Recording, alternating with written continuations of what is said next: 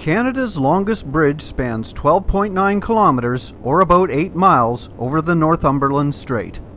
It connects mainland New Brunswick to its island neighbor, Prince Edward Island. Although it usually takes 15 minutes to cross, I was in a hurry.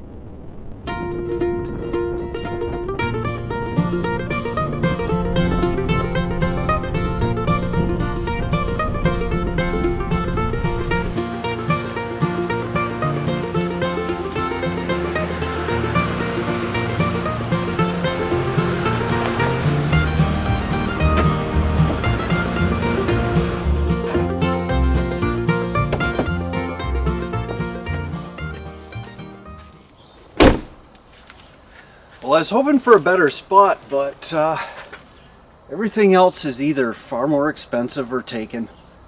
I think it'll work well.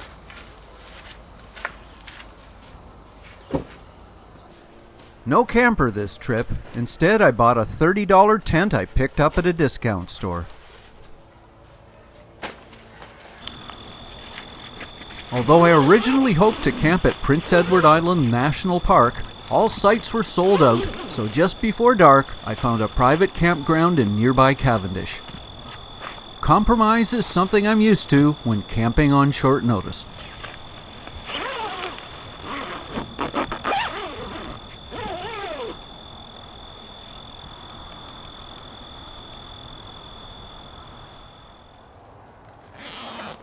There was a little rain that night, but in my budget tent, it was bone dry.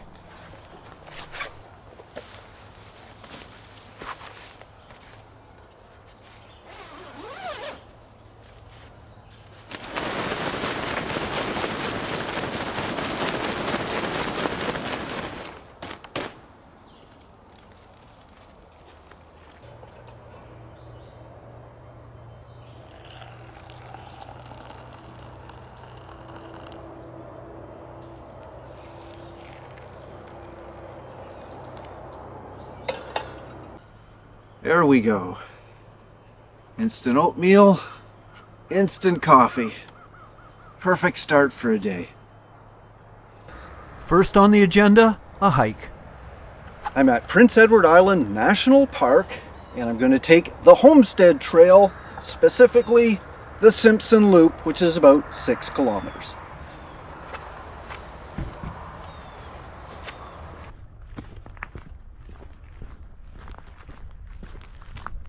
For me, this was an extremely easy trail, well groomed and flat. It passed through lots of birch and mountain ash woodlands. However, many of the spruce and pine were in bad shape. Prince Edward Island has had its share of nasty storms over the years, and it was post-tropical storm Dorian a few years ago that wiped out 80% of the trees. However, Fiona in 2022 also did a lot of damage, like right here. Yet fallen trees do have a benefit, as the smaller shrubs and plants end up with more sunlight.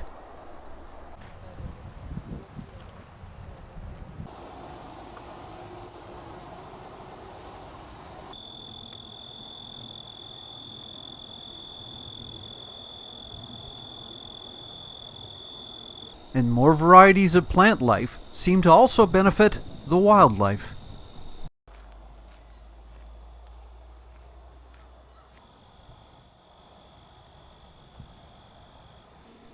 Although this grasshopper didn't seem to have it too good. Yet not all webs were from spiders. Post-Fiona was a great year for tent caterpillars.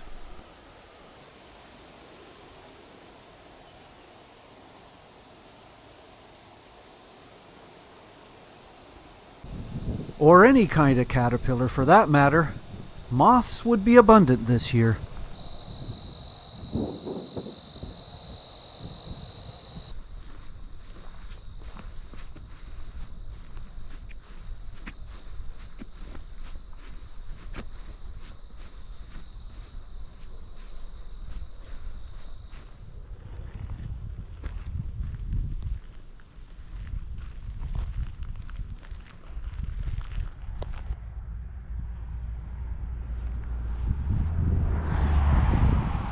Even the sides of the roads were alive with color, for after my hike, it was time for a trip up the northern coast.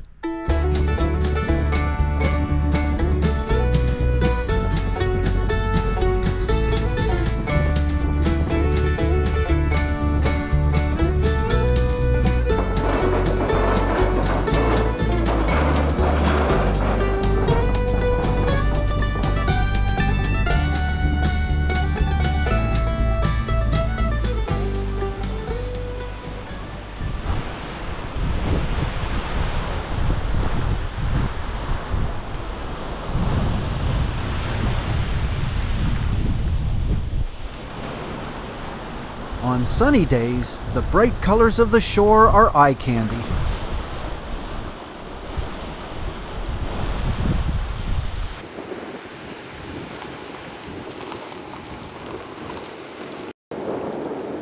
But even on cloudy days, the rocks glow.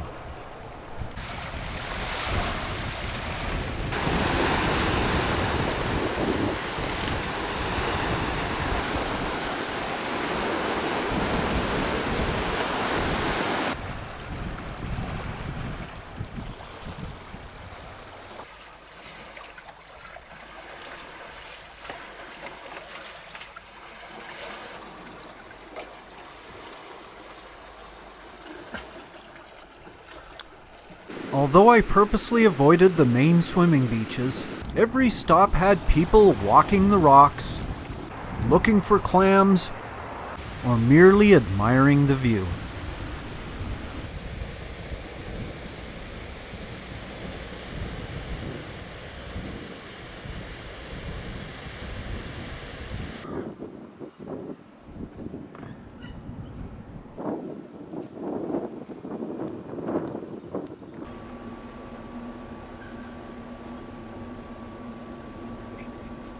It's also an excellent place for birding and lighthouses.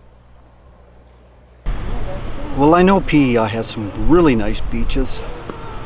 Give me a rolling hill, a little bit of sea breeze, and I'm happy.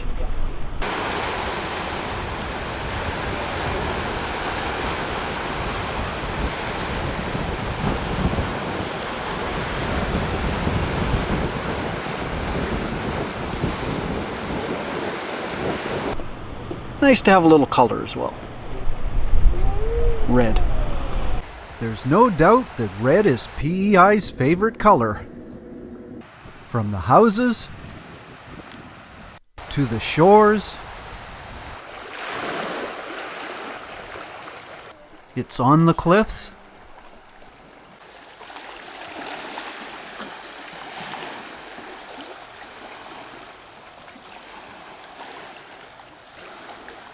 it's also in the rocks, in the sands,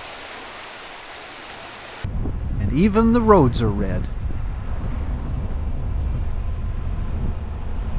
But most importantly, it's in the soil, which makes it rich in nutrients, especially the one that makes it red, iron. This means it's excellent for growing wheat, as well as soybeans. However, my quest concerned mainly one vegetable, the potato. Is anybody really surprised? So yeah, it took me a while to tell you why I came to PEI in the first place. It was to find the perfect potato. And this is the potato capital of all of Canada.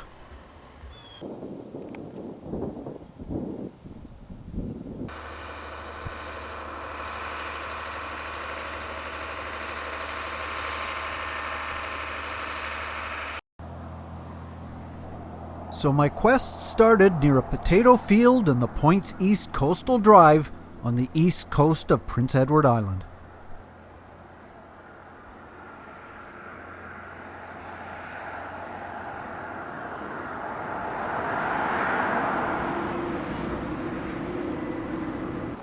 I discovered a little highway stand with a big reputation.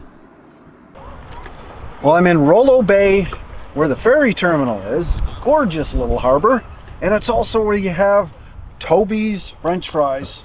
Had to try them. How good are they? They're Parmesan fries with some kind of garlic mayonnaise sauce on it. Let's open her up. Give them a try. Oh, these are good fries. Oh yeah. Definitely a contender. These were high-end batter fries with melted Parmesan, garlic, parsley, and a special aioli sauce. Very classy and very delicious. On my drive west, there were many picturesque communities with both fishing and farming as the center of activity. But on a little bay on the Green Gables shore, I visited the Captain's Cove Cafe for another sample of fried gold. I'm in Rustico with some more fries. Pretty basic, natural fries, skin left on top. All you need is ketchup. Really good. Oh yeah. However, I need something else with this. Blueberry ale. I think it's Gahan. Sorry, beer lovers, it's Gahan. Blueberry ale, wheat beer. Seems perfect for French fries.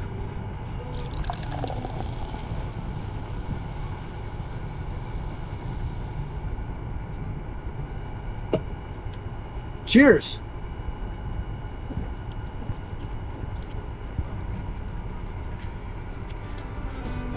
The perfect combo. Well, a belly of hot fries and cold beer gave me the incentive for further research, which took me to the west side of the island and a town called O'Leary. I couldn't visit PEI and not go to the Potato Museum. Let's check it out. Inside are several rooms displaying the history, machinery, agriculture, and science of the potato. Even this tractor is that predominant color of red. The potato plant's scientific name is Solanum tuberosum, and while a native plant to the Americas, it was never cultivated in the US and Canada until it was introduced from Europe. The Inca had cultivated it for thousands of years, but it was the Spanish conquistadors who brought a few potatoes back amongst their pillaged silver and gold. Irish immigrants popularized its cultivation in North America over 300 years ago, and has been featured at dining tables ever since. Along with being a favorite food staple, it can also be fermented into vodka and gin. And although the potato has lots of friends, it also has its share of enemies, like slugs. I love the little potato caskets signifying all the various pests and diseases it had to face, from potato wart, blight, scabs, root rot, dry rot, and wireworm. Wearing their best fork, 6 types of PEI-grown potatoes were proudly displayed, including the Red Pontiac, the Kennebec, the Norchip, the Chieftain, the Shepedy, and the Sebago. And why not throw in a sweet potato? Off from the main exhibit was the world's largest display of potato farm machinery. Everything for planting, harvesting, irrigating, fertilizing, cleaning, clearing, and sorting.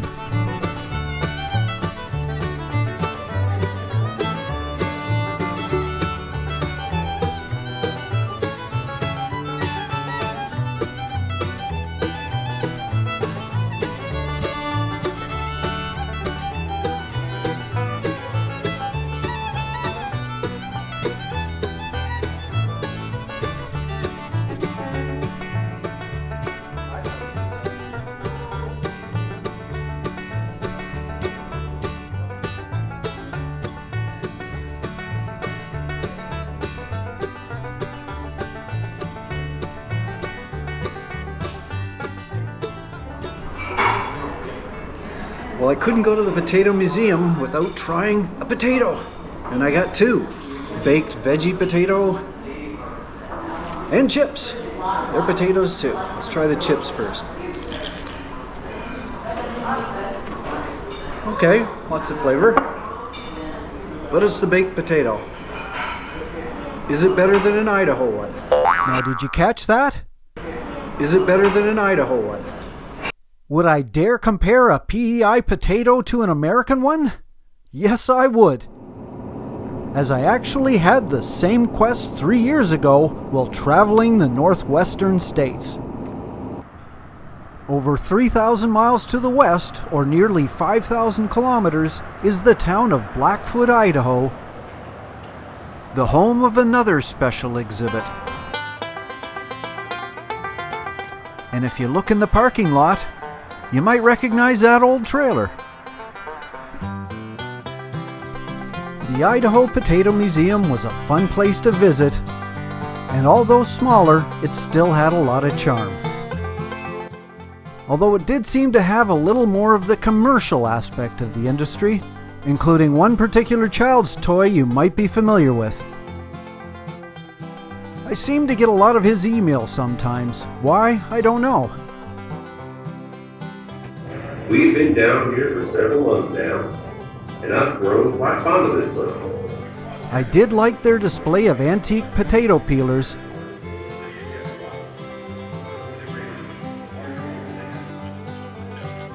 And never knew there was such a thing as a potato spike collection.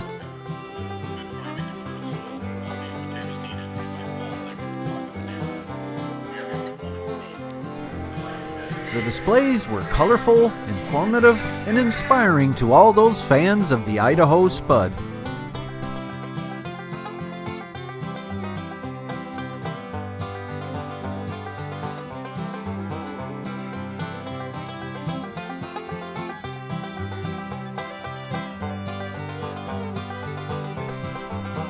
And people actually made stylish clothing from potato sacks?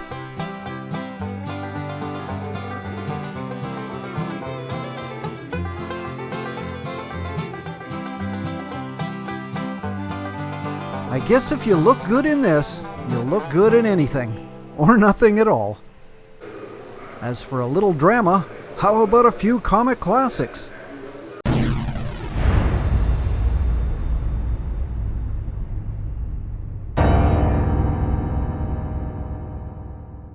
Or the world's biggest Pringles.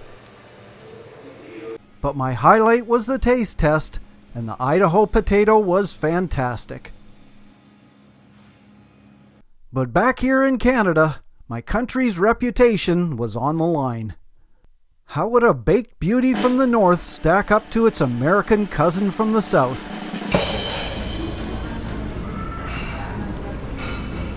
Not a lot of butter.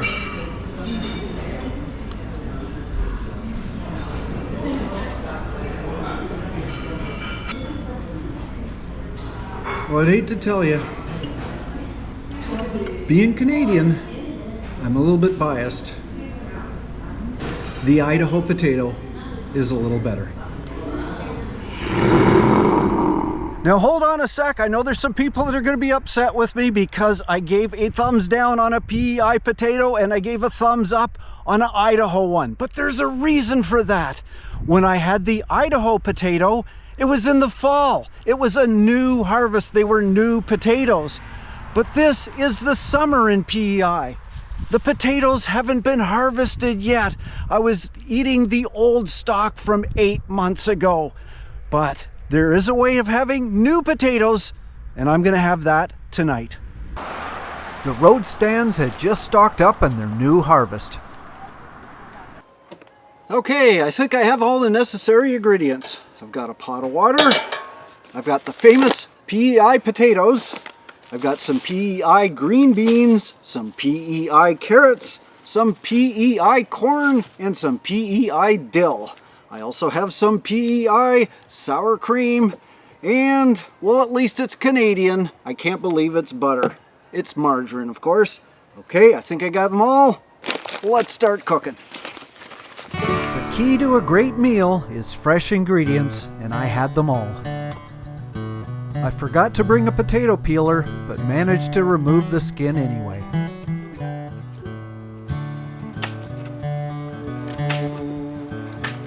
Into the boiling water they went. The shucked corn was next. Those beans were super crispy, as were the carrots.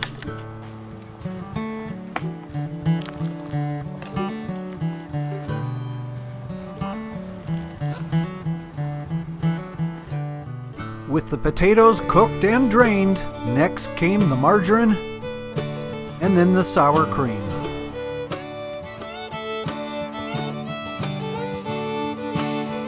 With a final sprinkle of fresh dill.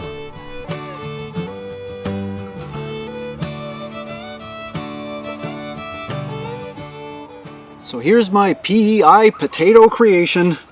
Corn, potatoes, carrots, and green beans, and of course a little bit of salt and pepper.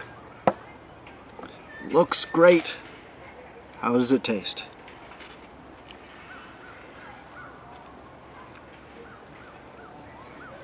Oh yeah. Huge difference with fresh potatoes. They melt in your mouth. Oh.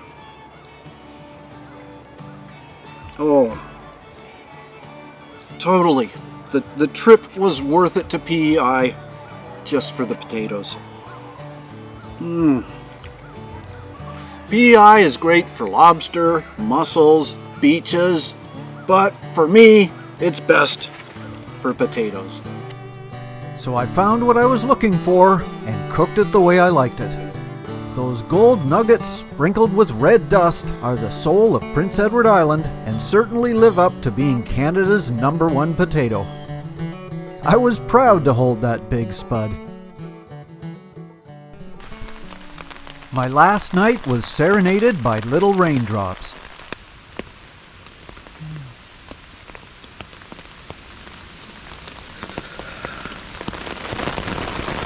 Oh boy. And by the way, stale French fries make great hash browns for the next morning's breakfast. Now usually when I'm out camping, I like to give my viewers a review of the campsite. But in this particular case, I think I'm going to make an exception because it's just not fair. This is a family-oriented campsite. So it's not big on nature trails or peace and quiet. This whole area is touristy. It's, lots of wild rides and laser tag. I know there are better places, but because I decided to take a little break from the cabin, I wasn't prepared to book anything in advance. I never am. But I guess that's a note. If you're a solo traveler and you just want to go on hikes, you might have to look around a little bit in PEI. However, there is lots to see. There's certainly lots to eat. This is a really beautiful island. But do some advanced planning. It's probably to your advantage. So what all did I learn? It's not just about where the potato is grown, but when it's harvested, how it's stored, how it's prepared, and who cooks it. Everybody has their own opinion, so take mine with a grain of salt and maybe a little bit of ketchup. And by the way, when it comes to potato chips, the best aren't from PEI or from Idaho. They're from New Brunswick, the best potato chip capital in the world. I hope you enjoyed this tasty video. Check out my others as well.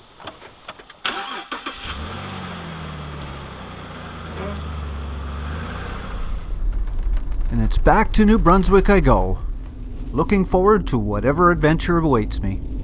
Safe travels, everyone.